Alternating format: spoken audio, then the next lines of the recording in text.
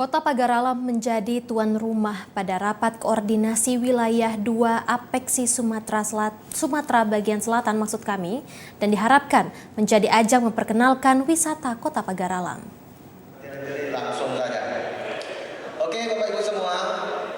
Rapat koordinasi wilayah 2 Asosiasi Pemerintah Kota Seluruh Indonesia atau Apeksi Sumatera bagian selatan dipusatkan di Kota Pagar Alam. Kegiatan ini merupakan salah satu rangkaian dari hari ulang tahun Kota Pagar Alam yang ke-22 tahun. Dikatakan Alpian Maskoni, Wali Kota Pagar Alam, lebih dari 1.000 orang hadir ke Kota Pagar Alam dari berbagai kota di Sumatera bagian selatan. Tentunya ini menjadi ajang untuk mempromosikan wisata Kota Pagar Alam. Para tamu undangan pastinya akan menikmati potensi pariwisata di Pagar Alam sehingga sejumlah penginapan akan penuh. Kalau Bersama Expo ini lebih ke untuk internal ya, SKPD. Tapi bazar itu ini untuk peningkatan UMKM. Jadi apa-apa ada di sana, ada dagang ada dijual.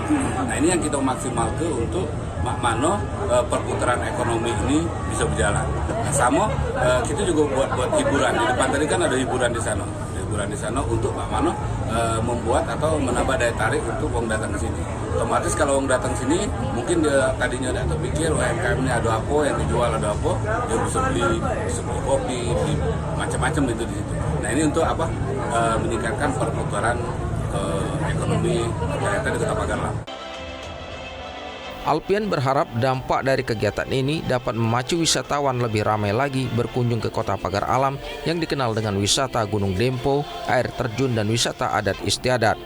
Rivaldo Putrawansah, Tim Liputan TVRI Sumatera Selatan melaporkan.